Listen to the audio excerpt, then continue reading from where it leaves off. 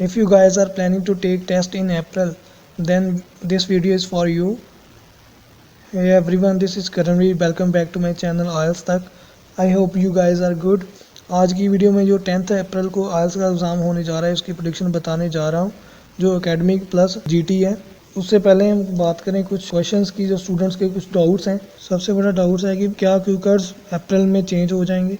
तो जैसे कि आपको पता है कि जो क्यू कार्ड्स की पीडीएफ रिलीज़ होती है 4 मंथ्स के लिए सेम रहती हैं. तो अभी मार्च तक हुआ है कंप्लीट. दैट मीन्स अभी 3 मंथ्स कंप्लीट हुए हैं, तो हमारे पास 1 मंथ अभी बाकी है. तो डेफिनेटली जो अप्रैल में क्यू कार्ड्स आएंगे वो उसी जनवरी टू अप्रैल के पीडीएफ में से आएंगे. तो ऐसे बहुत सारे र्यूमर्स यूट्यूब पे ऐसे फैला हुआ है कि क्यू कार्ड्स चेंज हो जाएंगे या ऐसा या कुछ. तो स्टूडेंट्स के बहुत सारे डाउट्स हैं. तो ऐसा कुछ नहीं होने वाला. जो भी क्यू कार्ड्स आपने पहले प्रिपेयर किए हुए हैं उन्हीं में से आएगा. जो भी चेंज होगा वो मई में चेंज होगा.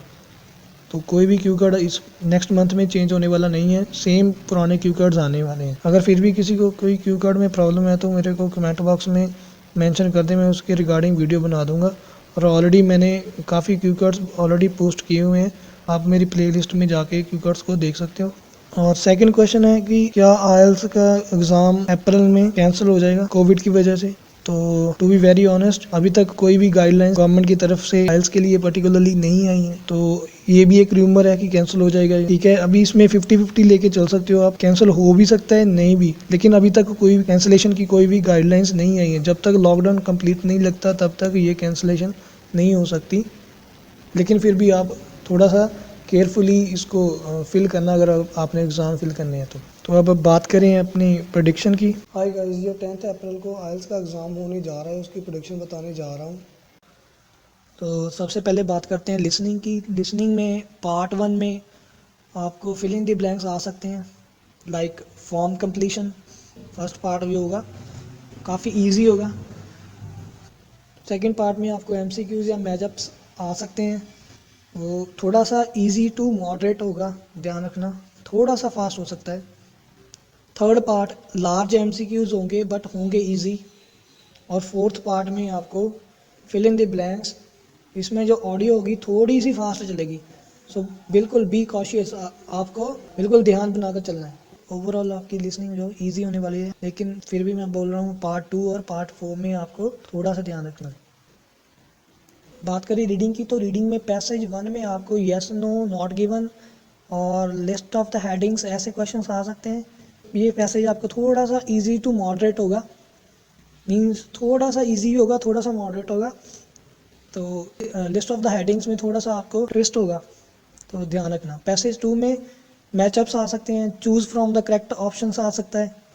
ये भी थोड़ा सा पैसेज फर्स्ट की तरह थोड़ा इजी टू मॉडरेट होगा. लेकिन पैसेज जो थर्ड होगा थोड़ा सा मॉडरेट होगा, घबराने की बात नहीं है. तो इसमें आप क्या कर सकते हो कि आप एक स्ट्रेटजी बना के चल सकते हो कि जो क्वेश्चन आपको नहीं आ रहा, जो क्वेश्चन आपसे फाइंड आउट नहीं हो रहा, आप उसको थोड़े टाइम के लिए आप स्किप कर सकते हो, ताकि आप प्रॉपर सारे क्वेश्चन एक बार गो थ्रू हो जाओ. उसके बाद जब आपके पास टाइम होगा तो आप उस क्वेश्चन को दोबारा से कर सको. अगर नहीं है तो लास्ट में आप गैस वर्क कर सको. लेकिन ये नहीं है कि आप 2 या 3 क्वेश्चन पकड़ के बैठे रहो कि जिसमें आपको आपका पूरा टाइम वेस्ट हो जाए. तो ये ऐसा ही थोड़ा सा टेस्ट वाला है. इसमें आपको 2 या 3 क्वेश्चन ऐसे आ सकते हैं जो 8 to 9 बैंड्स के हो सकते हैं. तो हमने इतना तो स्कोर करना नहीं है, हमारा टारगेट इतना तो बड़ा नहीं है. तो इसलिए आप इसमें से थोड़ा सा 1-2 क्वेश्चन स्किप करके आगे क्वेश्चन जो इजी क्वेश्चन हैं उन पे मूव कर सकते हो. तो मेरी सजेशन यही है कि आप जो क्वेश्चन आपको टफ लग रहा है उसको थोड़े टाइम के लिए छोड़ दो और लास्ट में आप उसको गैस वर्क करो. अगर आपके पास टाइम है तो दोबारा रीड करके आप आंसर लिख सकते हो, लेकिन क्वेश्चन कोई भी छोड़ना नहीं है. तो ओवरऑल आपकी जो रीडिंग है इजी टू मॉडरेट आने के चांसेस हैं इस बार. राइटिंग में टास्क 1 तो बहुत इजी आएगा, लाइक लाइन ग्राफ आ सकता है, कोई बार ग्राफ आ सकता है, मैप आ सकता है, ये टेबल आ सकता है. लेकिन होगा बहुत इजी. मैक्सिमम आपने उनकी प्रैक्टिस की होगी तो इजी हो जाएगा. सेकंड में टास्क 2 में भी जनरल क्वेश्चंस लाइक आपको एग्री डिसएग्री या एडवांटेज डिसएडवांटेज कॉज इफेक्ट ऐसा कुछ आ सकता है.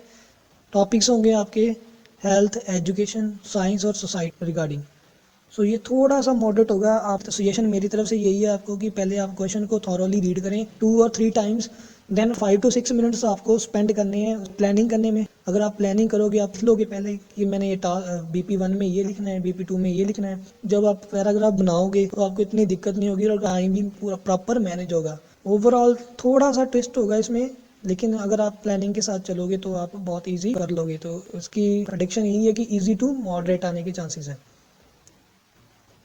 टॉकिंग अबाउट स्पीकिंग मॉड्यूल में आपको जैसे पार्ट 1 तो इंट्रोडक्शन के क्वेश्चन ही होते हैं, नॉर्मल क्वेश्चंस, वो तो आपको पता ही है।